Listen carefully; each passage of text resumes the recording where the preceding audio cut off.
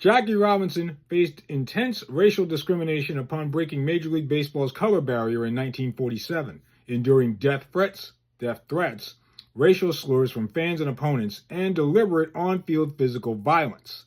He was forced to stay in separate hotels, eat in different restaurants, and was subjected to Jim Crow segregation laws while traveling. So you see all of those different things that Jackie Robinson had to deal with just to play baseball with some of the best players in the world. And so again, be careful what you ask for. You want to be a big leaguer, you want to break barriers, and you want to be known forever in history.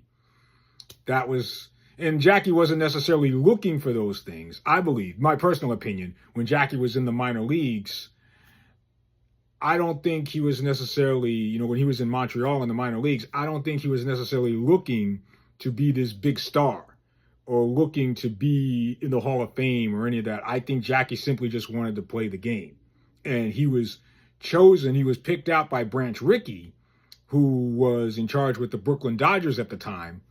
Branch Rickey sought out Jackie, and that's how that whole thing started, where Jackie became the first. There were other players who were considered, but they looked at Jackie as having not just the ability on the field, but the temperament to deal with everything that I just described to you of what he had to deal with.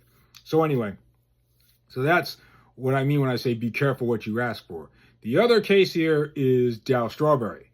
Now, Darryl Strawberry was this, when I was a teenager, 13, 14 years old, and got to see Darryl Strawberry play on television, he was this giant of a man that could hit the ball a country mile. I still remember almost 40 years later in 1988 when he hit a home run off of the roof of Olympic Stadium in Montreal. And, so Darryl was just a larger than life athlete.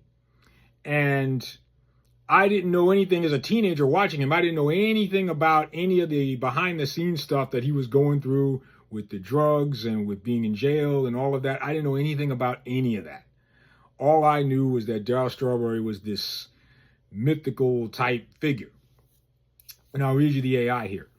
It says, Darryl Strawberry's career was heavily impacted by addiction to cocaine and alcohol, resulting in 3 MLB suspensions, multiple arrests, and stints in rehab. He battled addiction for years, including high-profile incidents during his time with the Mets and Yankees, ultimately finding sobriety and becoming a minister after leaving the game.